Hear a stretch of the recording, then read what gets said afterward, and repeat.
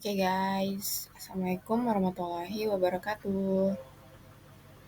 Oke, jadi di sini welcome back. Sorry lupa introduction. Welcome back to my YouTube channel. Jadi hari ini atau sekarang di video ini aku mau jelasin tentang software engineering law. Karena itu ada banyak ya, dan di sini aku mau bahas tentang requirement deficiency are the prime source of project failure. Ini dari hukumnya Glass. Jadi kalau misalkan diartiin itu eh, kayak requirements itu kan kayak persyaratan gitu ya, termasuk kebutuhan, atau kalau misalkan ini diartikan dalam bahasa Inggris itu defisiensi itu kayak kekurangan gitu, atau kayak ya pokoknya intinya dia kekurangan persyaratan atau requirements. Jadi salah satu sumber utama dari kegagalan sebuah project software engineer gitu. Oke, sekarang kita lanjut aja. Oke. Jadi pertama aku mau jelasin dulu apa itu requirement defisiency pada software engineering. Jadi requirements di software engineering itu merupakan kebutuhan yang merujuk atau enggak deskripsi dari apa yang seharusnya dicapai atau diimplementasikan dalam suatu sistem perangkat lunak. Kebutuhan adalah dasar, jadi requirements ya, kebutuhan itu adalah dasar dari seluruh proses pengembangan perangkat lunak dan menyediakan panduan tentang fungsionalitas, kinerja, dan atribut lainnya yang diharapkan oleh sistem. Jadi, ini itu adalah kebutuhan dasar sebelum kita mulai proses pembuatan perangkat lunak atau software gitu kan. Jadi sebelum kita bikin software yang otomatis kan kita harus analisis dulu kira-kira kebutuhannya seperti apa. Ini contohnya kayak interface akan seperti apa, terus proses bisnisnya kayak gimana, keamanannya, terus nanti akan seperti apa dan lain-lain. Jadi benar-benar di dibuat gitu kayak kebutuhannya itu apa, dan defisiensi sendiri tadi aku udah jelasin itu artinya adalah kekurangan. Jadi requirement defisiensi itu adalah kekurangan dari kebutuhan untuk nanti pengembangan atau perancangan dari sebuah software kayak gitu. Jadi intinya dia kekurangan requirements gitu lah ya, atau mungkin ada yang memang eh, tidak lengkap dan lain-lain, nanti akan aku jelasin selanjutnya. Oke, jadi terus yang selanjutnya itu ada penerapannya. Jadi contoh penerapannya itu mungkin kayak banyak gitu ya. Di sini penerapan kekurangan persyaratan dapat menyebabkan masalah pada banyak proyek. Oke. Yang mungkin requirement saya itu ditentuin dengan salah atau gak cocok gitu definisinya. Terus juga mungkin ada yang kurang spesifik dan lain-lain kayak gitu. Jadi persyaratan atau requirements yang emang spesifik dan stabil itu kadang nggak dipahami dengan baik, atau nggak lengkap, atau mungkin juga salah gitu. Nah di sini tuh apa namanya, bisa jadi kan requirements itu dari banyak banyak faktor gitu ya, karena kita benar-benar buat kebutuhan untuk perancangan sebuah sistem gitu, yang dimana itu akan mencakup banyak banyak aspek gitu ya guys. Jadi otomatis ini memang harus diperhatikan banget gitu, dan ini bisa jadi di teori ini akan dijelasin kenapa ini bakal menyebabkan masalah pada banyak proyek. Nah, dari Glass sendiri, dia itu udah analisis buktinya dari tiga sistem yang ada gitu. Jadi yang pertama dia lihat ada buktinya dari sebuah sistem penanganan bagasi untuk Bandara Denver. Jadi kalau dalam kasus di Bandara Denver ini, dia nulis spesifikasi sistem pengangkut bagasi tanpa dia berkonsultasi dulu sama penggunanya, yaitu jadi penggunanya ini si maskapai penerbangan nih, dia mau bikin sistem penanganan bagasi, tapi ternyata dia requirements-nya itu kurang karena dia nggak berkonsultasi langsung sama penggunanya, which is yang akhirnya ternyata nggak bisa dipakai, atau ya ternyata nggak cocok gitu sama penggunanya. Itu jadi, dan otomatis kan setelah kedepannya akhirnya nggak bisa dipakai atau proyeknya itu jadi gagal kayak gitu. Dan untuk yang selanjutnya juga sistem administrasi kesejahteraan untuk negara bagian Florida. Jadi di sini apa namanya, yang bikin sistemnya ini atau yang pengguna sistemnya ini dia yang bikinnya sorry sorry, yang bikin sistemnya ini dia pakai, coding yang ada dari sistem pusat. Padahal persyaratan yang udah dibuat itu, mereka itu perlu sistem yang terdistribusi, jadi bukan pakai codingan yang terpusat kayak gitu dan, itu mungkin nggak cocok dalam hal ini jadi yang kayak, apa yang dibutuhin itu ternyata nggak sesuai sama apa yang dirancang. Entah mungkin, apa namanya, dari requirements-nya itu, dia nggak bikin sesuai sama, kebutuhannya si penggunanya kayak gitu atau nggak sesuai sama si requirements-nya.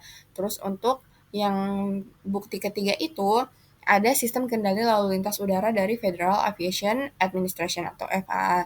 Jadi di sini sistem FAA ini ternyata hasilnya itu jauh dari sasaran kinerjanya gitu. Jadi di sini itu dia bikin sistem pengendali lalu lintas udara yang pengen pakai unit tampilan 20. Jadi mungkin itu nama tampilan terbarunya yang paling baru, tapi mereka masih tetap pakai cara yang sama kayak sebelumnya. Jadi mereka udah pakai cara yang sama. Mereka mau bikin tampilan baru tapi mereka mau pakai cara yang masih sama dan menuntut untuk punya waktu respon yang sama dan jumlah penekanan tombol atau kliknya itu yang sama dan mungkin karena ini berarti mereka mau merancang sesuatu yang baru dan, itu juga mungkin membutuhkan cara yang baru, gak bisa, kurang sesuai mungkin ya, bahasanya. Jadi kurang sesuai ketika kita mau bikin tampilan yang baru, tapi kita masih pakai, apa namanya, cara yang sama gitu kayak sebelumnya.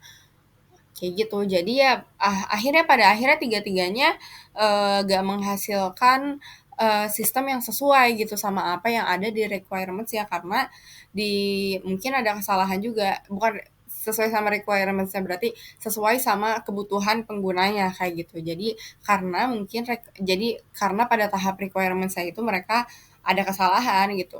Kayak gitu. Jadi ini bukti-buktinya. Terus ini aku juga mau ngasih tahu ada bukti yang kedua, jadi studi lapangan oleh Hoffman dan Lehner. Jadi Hoffman sama si Lehner ini mereka mewawancarai 15 tim dalam 16 apa namanya definisi dari requirements-nya ini. Jadi mereka itu apa namanya ngewawancarain 15 tim dalam 16 requirements. Terus itu juga udah termasuk sama kayak pembuatan prototipe, terus pemodelan pada 9 perusahaan yang ada di bidang telekomunikasi sama perbankan. Dan ternyata setelah diwawancarai, hasil yang terbaik itu diperoleh oleh tim yang emang memiliki kombinasi pengetahuan, sumber daya, dan proses yang tepat. Aspek pengetahuan memerlukan keterlibatan pelanggan, berkonsultasi dengan semua sumber dan menugaskan orang-orang yang sangat terampil. Jadi terus yang ini kalimat yang ini sumber daya adalah cukup jika 15-30% jika upaya proyek dihabiskan pada requirement definition. Jadi ini mungkin gimana ya? Jadi 15-30% itu adalah jumlah upaya yang yang bagus untuk dikeluarkan yang itu tuh dihabiskan atau dipakai pada tahap requirement definition. Jadi pas bikin semuanya. Jadi di situ tuh prosesnya itu bakal sukses setelah kita fokus pas penentuan prioritas, ketelusuran, dan validasi persyaratan. Jadi yang dimaksud sini mungkin ini karena aku ngambil dari buku ya, jadi mungkin agak ribet dan belibet bahasanya, tapi aku jelasin. Jadi intinya itu